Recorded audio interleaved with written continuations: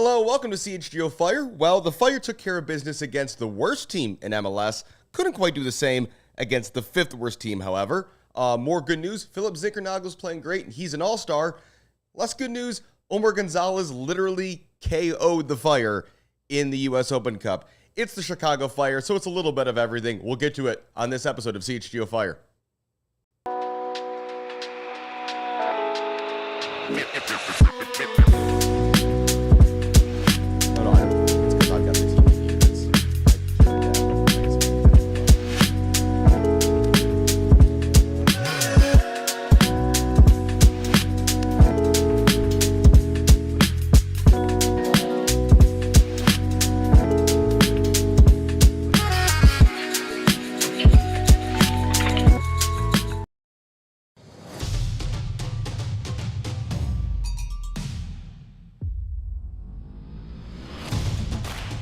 This is CHGO Fire, a special morning edition of CHGO Fire. It's presented by Sunnyside.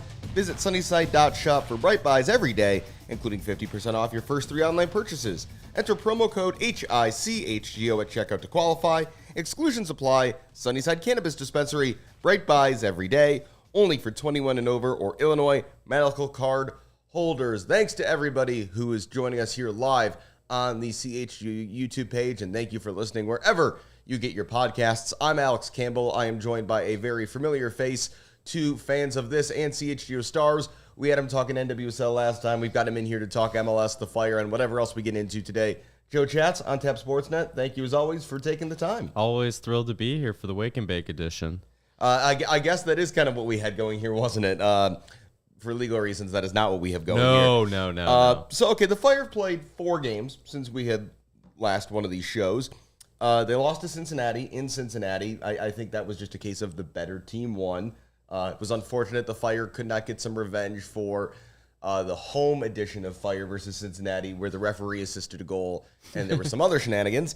They then went up to Minnesota for an Open Cup quarterfinal, and they got knocked out of the tournament because Omar Gonzalez attempted to knock out Julian Gressell. I guess there's some credit because the Fire managed to get that game to extra time anyway, despite playing over an hour a man down. They're getting a little too experienced at that. We'll get back to that in a second.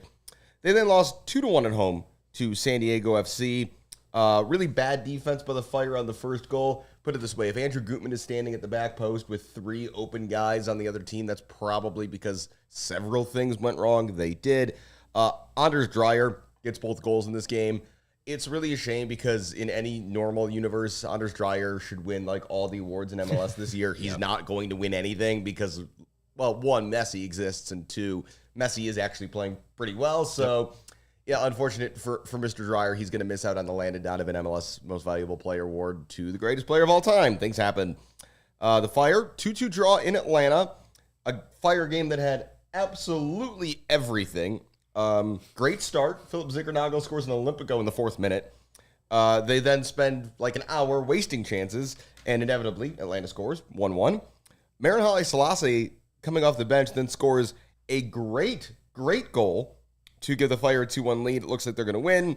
And then it's the DC United experience all over again. Some guy named Will Riley, who I don't know about you, Joe, I had never heard of before this exact moment, scores his first MLS goal with what was the last kick of the game, and it's only a draw. And then you were in attendance as the Fire went up north to Quebec and beat Montreal 2-0.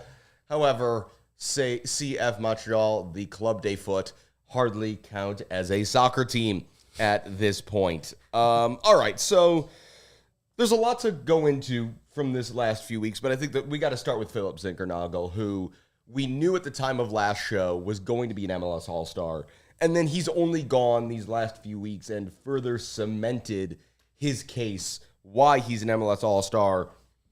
We've got a graphic for the folks watching on YouTube kind of breaking down all the great stuff he's done this year, but, you know, there was lots of excitement about this offseason for the Fire. I don't think anybody saw it coming that Philip Zinckernagel, 30-year-old kind of European journeyman, was going to be the guy coming in to just absolutely light this team up. No, you expected Jonathan Bamba to have this kind of impact on the team. That's what he was paid for. That's why he's the designated player. Philip Zinckernagel, as a 30-year-old, has come in and shown that he can score against anybody in MLS. When the Fire have gone a man down, he's been playing right back for them, something that you just didn't expect him to do. Early on in the season, he was dealing with some knocks, played through them. He's clearly powered through them. But he's one of those guys that you have to absolutely nail when you sign them. When you sign these max TAM guys, these TAM guys, around $1 million for their salary, it is so crucial to MLS club success, and you're seeing why that Philip Zinckernagel acquisition was so crucial. It also took the Fire offering a 30-year-old a 3.5-year contract. There are reasons why this deal got done, but it is paying such high dividends, and he's keeping them in the season right now. He's the only reason they're in the playoff picture. Yeah, because if you think about a guy like Zinckernagel, the upside you talk about the 3.5-year deal is he might lose some pace and some zip by the end of that deal, but he's a guy who is so good on the ball that like you'll gladly find a space for him. So 10 goals, 10 assists in 21 starts this season. Kind of impressive. He's the first player in Chicago Fire history to get to 10 goals and 10 assists in the same campaign. Yeah. That is even with MLS assists being an even faker stat than most assists are because they use the NHL hockey assist system. So that is both pretty cool and pretty sad. He's been in the MLS Team of the Match Day 4 times this year. He is the second Fire MLS All-Star of this decade. Kai Kamara was a commissioner's pick in 2023, which your mileage may vary, whether you count that as an All-Star selection or not. Before that, you got to go back to Nemanja Nikolic getting pity invites kind of in 2018 and 2019 after he kind of stopped scoring goals. He has 10 straight road games with a goal involvement. The only other player in the history of the league to do that is MVP 2018 Joseph Martinez. So that's pretty cool. He should have had another assist against Montreal, too. Barroso shot off the post. That's a secondary assist if it just doesn't go off the post for the Kuipers rebound. There have been even more opportunities. That's what's crazy is he really could be competing with Anders Dreyer for most assists in MLS. It's just the Fire have not been clinical enough in front of goal. Oh, and the thing we didn't include in that, he got married 2 weeks ago. Oh, so yeah, that too. That was part of why he signed was they said, yeah, you can go do this. You have to. You already signed up for it. So, yeah, that too. Congrats again. Yeah, it's been a really exciting month for the Zinckernagels. Also, shout out to his family and friends for then also squeezing in like somebody else got married like 3 days after he did. So somebody in Philip Zinckernagels' life took one for the team and got married on like a random ass Wednesday so that it would fit into Phil's travel schedule. And that is a good friend. I hope the wedding gift that Mr. and Mrs. Zinckernagel got that couple was quite generous because I'm sure not everybody was thrilled about the timing of that. No, but it worked out, and wherever they were, it looked fun. So, Philip Zinckernagel, I guess I'm just, going to complete the sentence here, Joe, is the best Chicago Fire signing since... That's such a tough question. Schweinsteiger? That was my first thought because, did the team win with Bastian Schweinsteiger? Not really. That 2017 run was very fun, but then... Schweinsteiger was making like $4 or $5 million a year on just an awful team after that. But no, in terms of impact, I think Schweinsteiger is a candidate. Nikolic was also one of these guys. Nikolic was one of these. Hey, we're going to take a flyer on a kind of in to late prime European dude who's putting up good numbers in inferior leagues and hope it translates, and it did. Zinckernagel is a better signing than this guy, but Robert Barrage was actually not a terrible signing. Again, I think it's going to be one of like those funny things, 20 years from now, people are going to look at hey, look at everybody who scored double-digit goals in a season for the Fire, and it's going to be like, who the hell is that guy? Because no one's going to remember 2020 for lots of reasons. But no, I think Schweinsteiger's the answer here. Just like Katai maybe, but other than that, it's really Schweinsteiger. It has to be just the impact. You weren't expecting it with Zinckernagel, and it's just coming in droves, and it's a minor miracle. Well, and also on the Katai comparison, I don't foresee Philip Zinckernagel having to make a hasty exit from the United States because of certain political views, although maybe in today's climate, he wouldn't have to leave anyway. On the entire other side of the spectrum, Omar Gonzalez, a guy who's brought in as a character signing, as a veteran leader, as a stable guy, as a guy who's there because, man, the center back depth doesn't look great, but at least you know what you're going to get from Omar. What the hell? He made up for it this last game against Montreal, but yeah, it was less than ideal. the hand up, hitting a guy in the face first half of an Open Cup game is the last thing you want when your bench depth is depleted. Sam Rogers wasn't 100%, and then he had to go a very long time. Christopher Cupps has not been in the lineup recently. He's going to get a lot of minutes whenever it is that he is healthy. Maybe that's this week. Maybe it's after the little break that they have. But, yeah, he put the fire behind the 8 ball in that game, and fortunately he's been able to bounce back, but that was anything but positive when you're in Minneapolis in a very winnable game. Excuse me, it's St. Paul. Sorry, Minnesota people. Don't get mad at me. But it's just clear that there is a need to upgrade the center back room, and just because they have Christopher Cupps as an option doesn't mean you can't bring in an outside body. Obviously, there's going to be some roster moves that need to be made before you can even do that, but somebody needs to be brought in. Yeah, we're going to talk about that later in the mailbag because, unsurprisingly, people have some questions about that. And, yeah, Christopher Cupps sustaining a minor broken leg at just the worst time possible. Playing in games Greg Berhalter openly said to us he thought were beneath him. So that was just, just a great confluence of things. Again, we think it's cool that the Fire do not hold players back from call-ups of any sort. However, currently do not. In the past, they have. Yeah, they don't. Greg Berhalter does not. I think maybe though next time if Christopher Cupps is called into another youth camp, Berhalter might have some second thoughts about that. So yeah, Omar Gonzalez. This is the first straight red card of his career, and also such a weird. Okay, that's weird. Julian Gressell's a guy that everybody in MLS likes. So Julian Gressell catching a left hook from Omar Gonzalez is just what on earth? The Fire got a penalty 10 seconds after this happened. Awesome. Brian Gutierrez scores it. They hold on for dear life. They give up 2 goals in extra time. Oh, well. You mentioned that Zinckernagel is getting a lot of practice at wingback. It's probably not a good thing that we have a really strong sense, Joe, of if the Fire go down to 10 men, we don't think it's weird that you suddenly see Jonathan Dean and Andrew Gutman both on one side and Philip Zinckernagel dropping into right wing back on the other side. Exactly. People should not always know what the coach is going to do when you're down to 10 men. This is just, it's been for a variety of reasons this season, but if you want to look at where problems have been for the Fire this season, they have not been the most disciplined group, which is kind of a surprise given it's a Berhalter team. That's one of the things you would have expected to get better, but it kind of underscores both the youth of this team and, they've gotten some tough breaks. Yeah, and they've been struggling to create that identity. They want to be that strong building out the back team. They want to be that strong club that can control games. They just haven't been consistent enough to be able to actually establish that identity. And because of that, they've lost a lot of games. That the Open Cup game was irritating. You look at the Cincinnati loss where you're not marking Evander. Yeah. Evander, one of the best players in MLS. Another guy, if there's no Messi, probably an MVP candidate. Mm-hmm. I'd probably have him above Dreyer, honestly. You just have these minor mistakes defensively. You saw it even against Montreal. They had way too many chances. Fabian Herbers, our old friend, should have scored. Hope he's okay. He got hurt in the game. Stinks to see that happen. But he should have scored early on. He barely dragged it wide of net. He beat Chris Brady. So this team still has those momentary lapses. But at its best, you see the back line with Jack Elliott, and you can see that they bring that level of wanting to prevent shots from even getting to Chris Brady when they're at their best. Yes. That's when the best version of Jack Elliott comes out, but you need to find that consistent partner next to him. If it's Christopher Cupps, if it's Sam Rogers, if it's an outside guy, you need to get someone who also has that similar mindset, but also understands that his center back partner is going to go all out for that. I need to cover more ground than I normally would have to. Yeah, because I think you're seeing compounding issues. Obviously, the one everybody points to, and this kind of gets back to the need to bring in more center back depth, is that the rotating door next to Elliott, it looked like it was going to be a big opportunity for Cupps to cement that. He gets hurt.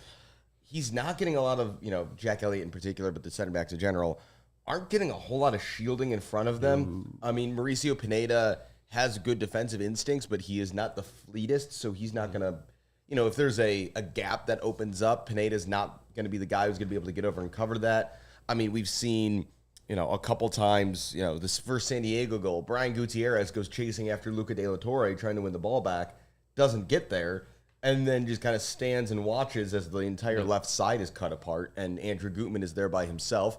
Gutman's having a good season, but at the same time, he's not a defense-first guy. So, again, there are building blocks here, and again, there's a question later in the mailbag about, do the Fire have a foundation, or is there going to be a whole nother round of incomings and outgoings before they head in the right direction? But yeah, I think the biggest thing that will come out of this is center back depth is a must. And I don't know where you're going to get that from, but as you noted, they probably need to move one or two guys out first. At least. And there's guys we could talk about being candidates for that, but there's not a whole lot of obviously movable pieces on this Fire roster right now. We're going to talk about that more later in the mailbag, but first we're going to talk about some of the folks we have to thank for making this show possible, starting with our presenting sponsor.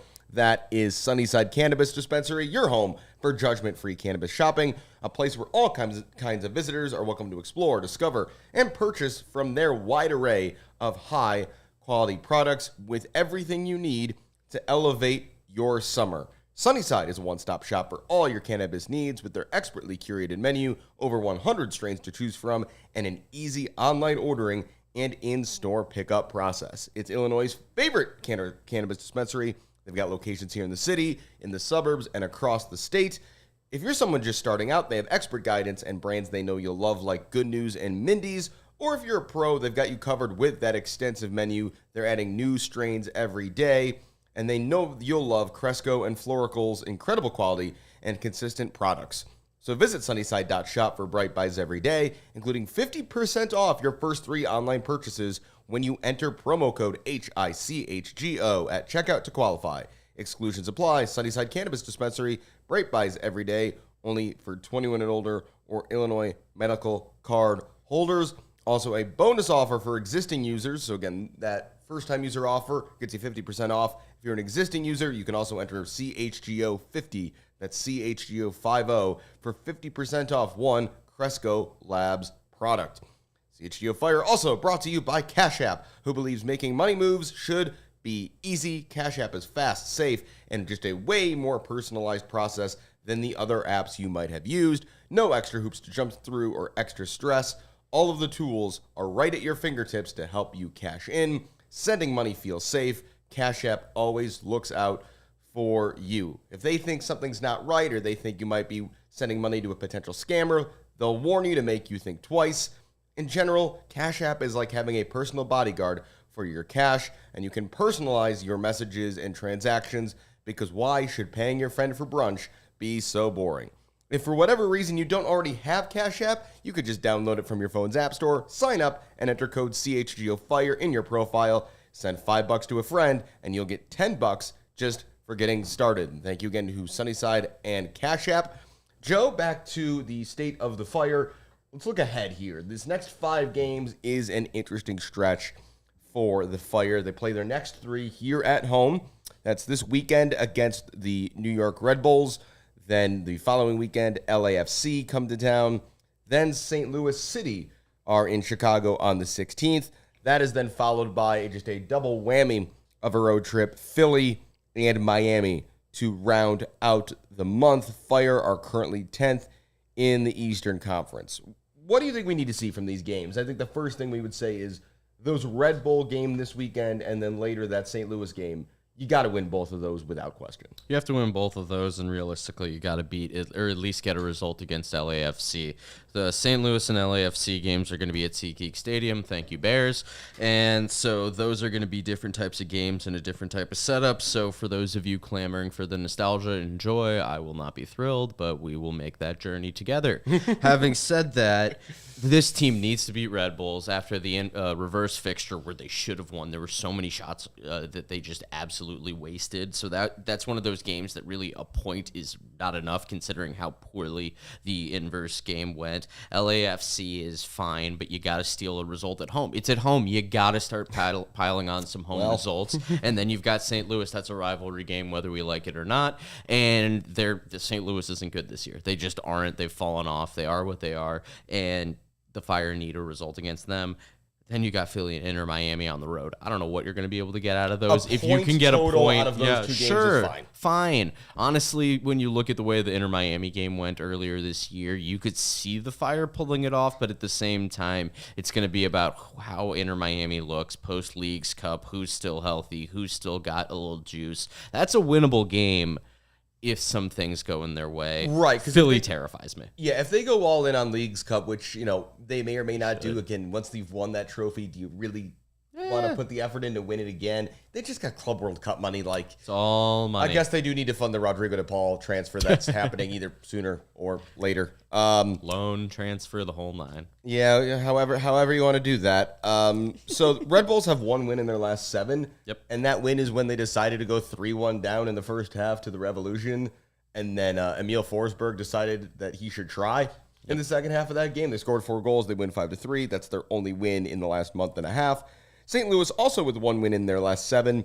Their schedule over the next 2 weeks before they see the Fire: Minnesota, Aston Villa, and Nashville. Classic Midwest rotation. Yeah, right. So, Aston Villa, they're going to be in Chicago, actually, in a couple weeks, playing as part of the Premier League showcase. And while they're in the Midwest, they're apparently going to go down to St. Louis and hang out at... are they not playing in that Chicago? No, they are not. Oh, my mistake. They're just coming over to the U.S. to play friendlies for fun. I mean, if you consider a trip to St. Louis fun, sure. I mean, yeah, just we'll figure they'll figure it out. I'm sure who doesn't want to visit St. Louis. At least it is in Cleveland. Yeah, I guess but Birmingham, St. Louis. I guess it's not that much different. Birmingham. Fire though don't have a whole lot of home games. Actually, they do have a lot of home games, I should say. After those next 3, New England, NYCFC, Columbus, Toronto. At least one of those is going to be at SeatGeek, maybe 2. Maybe all of them. Could be. Yeah, again, it really depends. There's the mixture of SeatGeek's availability, how the grass is holding up, Bears complex, lots of things. There's only 2 more away games after that Philly-Miami combo, and it's at Minnesota, which we've seen that movie before, and at New England on Decision Day.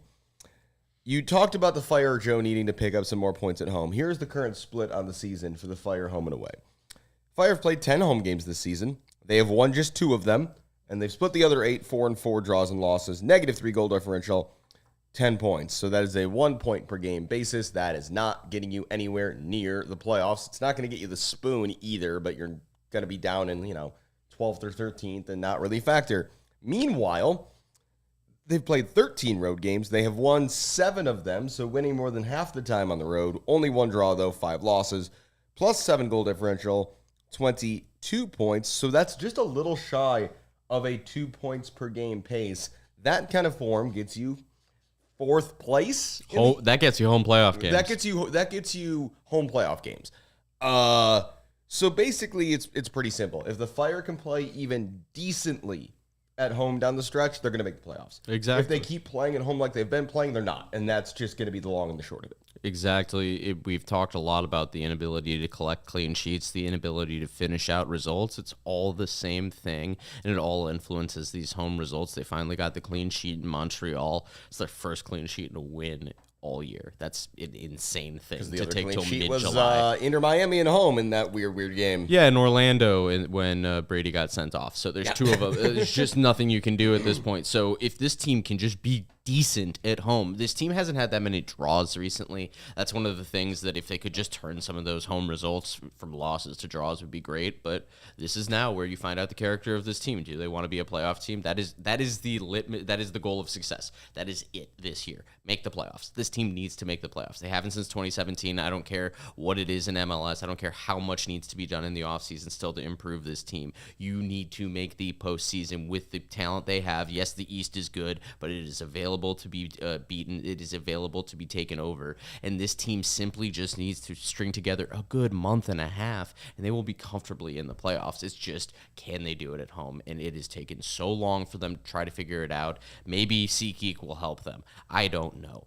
But at a certain point, they have to turn this around, or it's going to be a failure of a season, and we can look at it in December and say, wow, that was really a waste, considering how many goals they scored, how many points this team had, how many opportunities they had early in the season. And how much clearly better a team they were, and it doesn't get you anywhere. I mean, you look at the standings right now, Orlando in 6th, they're not going to fall out of the playoffs, even though they are only 6 points ahead of the Fire. I just think they're just too solid a team to really end up in real trouble. Charlotte, 35 points in 7th. They're still pretty good, but I mean, they lose Pat Agimong. Wilfred Zaha still not really doing anything for them. So I mean, you could see a world where the goals dry up a bit in Charlotte, and they, could kind of flail.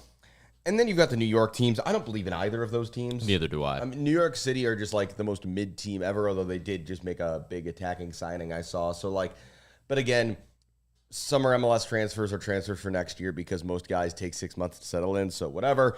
And then the Red Bulls are just no. Look around. How have they've only scored 39. That team's only conceded 35 goals? It's insane. And you look at the talent on the team. You've got Choupo-Moting, you've got Emil Forsberg, and then what? There's just I really want them to sign Timo Werner just because I think it'd be funny. It'd be so amazing. It would be so funny, and the amount of German reporters that would just be mind blown about Sports Illustrated Stadium being in Harrison, New Jersey. It would be fabulous. Hey, no. They're not going to be that surprised because now they know that the World Cup final venue is in New Jersey. So it can't be that weird. They have all gotten to experience now the beauty that is MetLife Stadium in northern New Jersey at 2 p.m. on a summer afternoon because we must have games kick off at 7 p.m. in London. Who doesn't love New Jersey Transit, too, on a weekend? Yeah, I would like to hopefully that experience for all those Club World Cup reporters was just taxing enough to make them realize that, no, you would rather watch these games at home at 2 a.m. rather than put anybody, even Americans, through the experience of sitting at MetLife at 2 o'clock on a summer afternoon. It's just, no, nobody wants this. I saw somebody put it very well. Every World Cup is always scheduled a little bit to cater to Europe. Newsflash, it's not where the most people are who watch the World Cup, especially a World Cup in the Western Hemisphere. The United States and Brazil are going to be your two biggest markets. China's going to watch whenever it's on. In Europe, so are you. You guys can suck it up for one World Cup and stay up a little late to watch games. We all get up bright and early every Saturday to watch your teams. You can make it work for 5 weeks. It's not going to be the end of the world. We're going to move on to the mailbag in a few minutes here, but first we have to say a few more thank yous here at CHGO Fire, and the first of those, of course, it's that time of year, is to Shady Rays. You know that moment when you realize you left your favorite sunglasses at the beach, on the roof of your car, as I did once out in California on top of a sink in a golf course bathroom, Ew. or wherever they happen to end up. We've all been there. You've been there. But Shady Rays, just a totally different experience in buying and owning sunglasses. They have changed the game. These sunglasses are made for real life. They look good. They're polarized. They're durable. And hey, unlike some of those other brands you might be familiar with, they are not stupidly expensive. If you lose them, break them, even on day one, Shady Rays will send you a brand new pair. No guilt trip, just replacements. This pair that I'm actually wearing was a replacement pair from Shady Rays. They always have your back, so now you can wear your sunglasses without fear. Hikes, concerts, boats, sporting events, whatever, you know you've got Shady Rays. We at CHGO have teamed up with Shady Rays to bring you an exclusive offer. If you head to shadyrays.com and use code CHGO, you will get 35% off polarized sunglasses. Try for yourself. The shades rated 5 stars by over 300,000 people. We are also brought to you by Four Seasons. Summer is here. Our air conditioning has, been challenged the last few weeks here in Chicago. It has been hot. It has been humid. But Four Seasons Heating, Air Conditioning, Plumbing, and Electric has been serving Chicagoland for over 50 years, and it is time for you to get your air conditioning checked out. And their experts are ready to help you with AC installation, maintenance, repair, whatever your needs might be. Last year was Chicago's hottest year on record. Kind of feels like we are headed in a similar direction this year. The heat index hit 114 at O'Hare last year. I don't know if we've quite gotten there yet, but it feels like Wednesday or Thursday this week has a very good chance. Just because you sweat watching the fire doesn't mean you have to be sweating in your house. They're expert technicians at Four Seasons, ensure you always receive reliable service, and they don't charge more for service on nights, weekends, or holidays. So schedule your Four Seasons AC tune-up today. You can save $50 and enjoy a 1-year no breakdown guarantee, which, any guarantees keeping your house cool this time of year are a pretty big deal.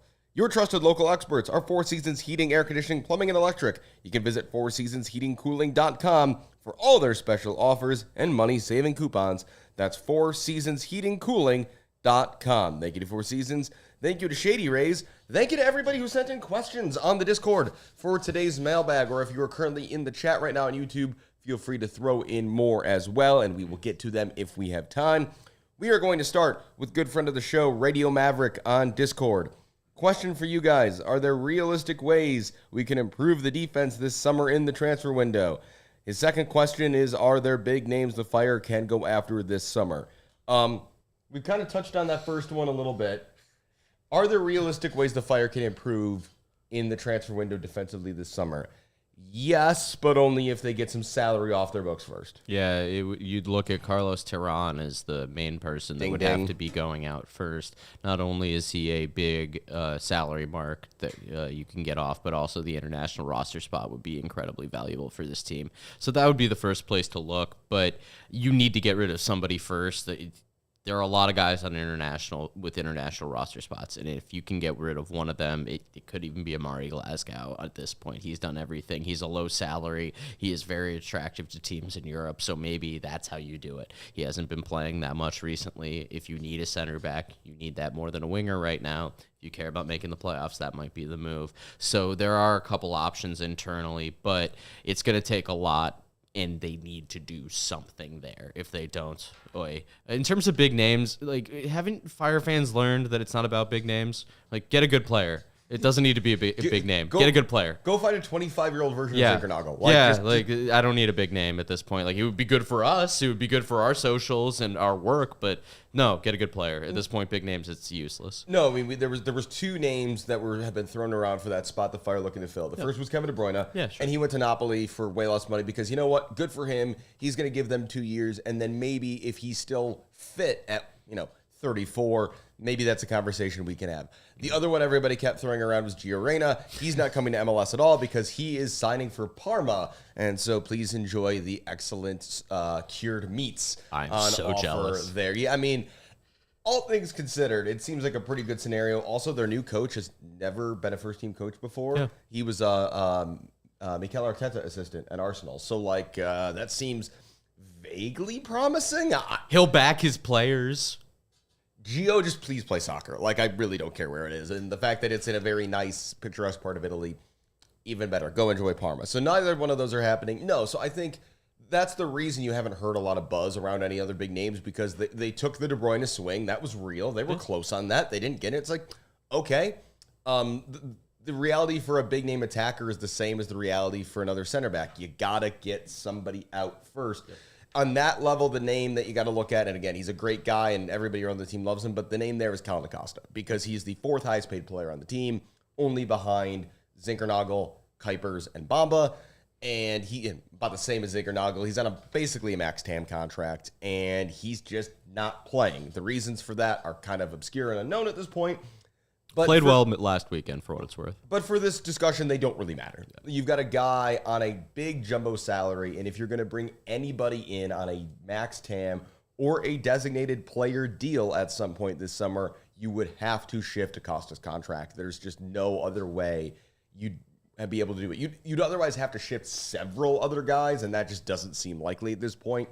Even if you sold Amari Glasgow, you get a little fee for him, but that's not going to make a big enough dent to find a DP-sized space in your roster to put somebody in there. So would not expect any big names again, and the Fire got to move someone first. If let's say somebody like Acosta were to be traded, then we can have all sorts of fun discussions, because then maybe you can get another DP in, maybe you can bring in 2 or 3 other kind of mid-level roster guys with that money. But again, until somebody goes out, nobody else is coming in. The best thing the Fire can do defensively right now is get healthy. I mostly say that for Christopher Cupps and not Carlos Terán, because relying on Carlos Terán to be healthy, you might as well go play the lottery. Your odds are probably about the same. Next up, from Austin on the Discord. He's somebody who's also active in the Bears channel. Happy training camp week to you, Austin, and to Mr. Greg Braggs behind the cameras today. Fire clearly making progress, but what is a realistic time frame of when fans could expect them to compete for a championship? Can they realistically build on what's in place, or do they have to bottom out again before they can reach those heights? I guess going backwards with this question, I don't think they have to bottom out again. I think God, no. No, I think there are I'm going to do some really quick counting in my head here. We love mental math here. There are 7 or 8 guys on this team right now who are absolutely pieces you could have in their spots on a championship roster. Mm-hmm. So I think there was a lot of churn that still has to be necessary, but I think, if you look at just to go really high level, Kuipers, Bamba, Zinckernagel, Gutman, Guti, Elliott, Barroso, Brady. That is a group of players. If you keep them on, you might not because Jack's getting old, Guti might leave, but you have enough from those guys in the spots they are in to play those roles in a championship team. What you do not have is enough depth, and what you don't have is good enough complementary players on that next tier below. So I don't know about you, Joe. I fully expect this next offseason to be a whole nother, not a roster churn offseason, but I wouldn't be surprised if a third of the roster turns over next offseason simply because Berhalter's going to have seen who's good enough for what he's trying to do and who isn't. And I think he's going to be pretty dispassionate about the way he goes about dealing with this and trying to build something because there's a lot of money invested here, and also the time frame to be that good is pretty obvious here. The time frame to be that good is when that stadium opens. So that is opening day 2028. That's your deadline. You need to, by opening day 2028, you need to have a team on the field that is contending for MLS championships. Full stop, I think. I think it needs to be by the beginning of next season. At this point, it should take a full year. I can understand that. You need to move out some salary still. Brian Gutierrez, who knows how much longer he's going to be in Chicago. He wants to take this next step. All these young guys, you don't know how long they're going to want to stay in Chicago. By the way, that's another route to clearing up some designated player space. Is Guti is the sixth highest player on the team, and if you got a nice transfer fee to roll into that as well, he is not a DP, but there would be space probably at that point to do it. Yeah, and you expect Yurios Koutsias to get off the fire salary cap after this year. Yeah, he's with Lugano through the year. So hey, there it could are be spots. worse. You could be DC United, who have Mateusz Klich as a DP, and he now plays for him in. nobody. Bring him in. I need him on the Chicago. I need to interview that man. I need to talk to him about all his championship follies, everything. I need him in Chicago. He's that type of player that if you had the roster spot internationally, because you wouldn't have to pay him anything, he'd be free. He's a good locker room person to have to simply just bring an edge. You need a jerk. It's good. Kellen is really good at playing the jerk despite being a lovely person, but at that salary, you don't want him to be the jerk. You want him to be a really high contributing player. On a nothing salary, Klich coming off with up a goal or two, gets that yellow in a couple minutes. Yes, please. Yeah, so for those unfamiliar, Mateusz Klich was on DC United. They traded him to Atlanta, but the deal was Atlanta would pay 100% of his salary. He's a designated player, so this is a 7-figure number. But he would stay as a designated player on DC's book, so he wouldn't take up that space on Atlanta. Basically, Atlanta lit a bunch of GAM on fire in order to be able to bring in a DP-level guy without taking the spot. Atlanta bought out his entire contract yesterday.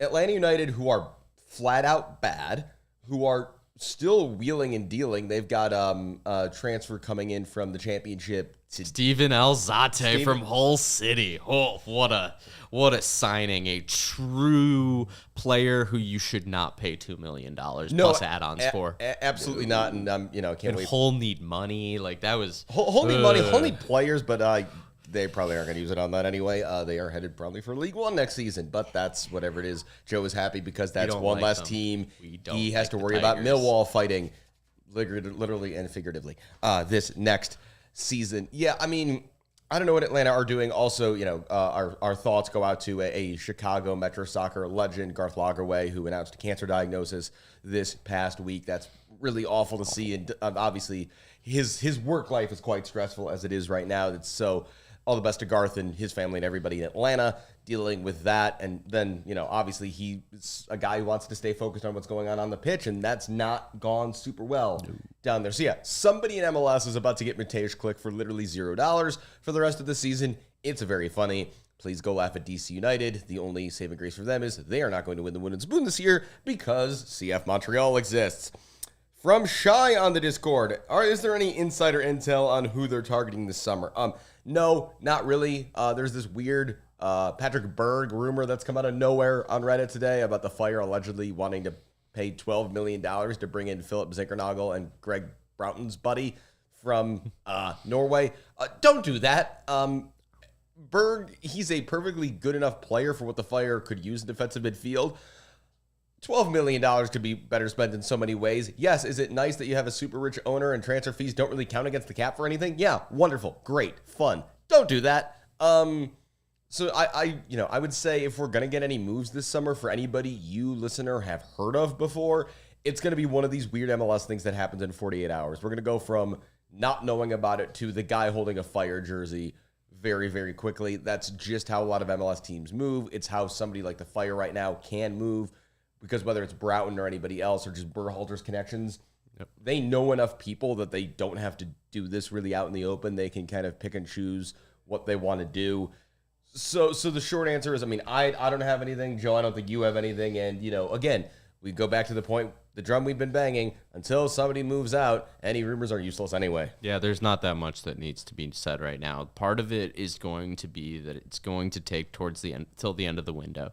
There is always an issue for MLS clubs is that these guys want to see in Europe if they can get on a Champions League squad first. If they can't, then can I get on a Europa League team? Then can I get on a Conference League team? Then what can I do here? And then they see the MLS salaries and they say, okay, maybe I'll do this, but that's going to be the end of August, early September. So it's going to be fluid, to say the least, over this next month. Yeah, at that point, a center back doesn't really help all that much because they're not going to get any chemistry. The only thing that might help is some random attack out there, and maybe they can do something, and then you integrate them for next season. All right, we got one more. Radio Maverick sent in a bonus one right before the show, and we have a lot of fun thoughts here. What is one thing you would hope to see in the new stadium, selfishly? LOL. Joe, what's on your future Chicago Fire Stadium wish list? So it's funny. We first discussed this. I said a personal nap pod, but I've actually revised this because Theo Lloyd Hughes posted this the other day. One of the press boxes in Switzerland had a personal espresso machine, like the whole nine of a gorgeous coffee machine. Yes, please. Yeah, give me that. That would be neat. My personal wishes is I want the press box to be fully indoor-outdoor, so I want actual retractable windows. No SeatGeek nonsense where we're sitting outside in all weather, and that's a miserable experience. No Soldier Field experience where I'm constantly staring at a window that doesn't look like it's been cleaned since the Bush Senior administration, although it does make a couple of the photos we've taken through the glass look actually kind of cool because it gives a bit of a filter anyway. Sorry, I'm just enjoying the Bush Senior administration. The timing's off, but I like the reference. Yeah, I try to see how old do I got to go, and it's like, yeah, it's like who's a president in the 1980s? It's like, kind of not really. Go baseball. Yeah, go baseball. I guess what else would like to see in the new stadium? I don't know. More independent food options, obviously. We all know that everybody wants their Chicago stuff. They're probably going to keep partnering with Levy, so it's going to be one of those things. That's a 2027-28 question, so please don't bother me about food options right now. Go talk to Cincinnati about what they did. Cincinnati found it's great. I mean, I've gotten again, some of the best sushi, the freshest sushi I've ever had was at an FC Cincinnati game. It's very weird.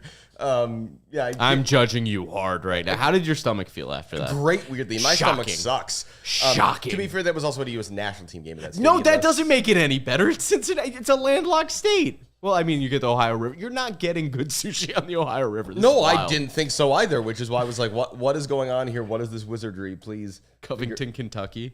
Please forget. I'm joking. Again, I live in a city that somehow also has actually amazing seafood despite being nowhere near an ocean. So it is doable, but that's a lot of money to spend for it in Cincinnati. But no, I mean, you're going to probably still partner with Levy, but there's going to be so many things that are better because you don't have to run them by the park district every time. So maybe you partner with Levy still, but you'd have a lot more independence in what actually goes in the building.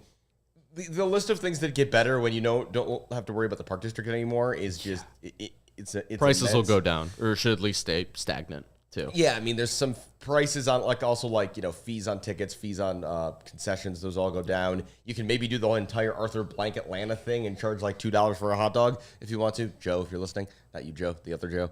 Please, if he's listening, he knows who he is. Yeah, I don't know. And I'll just throw this is very tongue in cheek, but when you say have gluten-free items in the stadium, they need to actually exist. Yeah, signs are great. Food would be better. Anyway, so that's my one personal little gripe. But, I mean, there's going to be so much time to talk about the stadium news as it trickles out. At some point this fall, hopefully a shovel will go in the dirt and we can really start getting excited and go from there. But we have taken all our allotted time here on CHGO Fire Today, this morning edition, this slightly longer edition.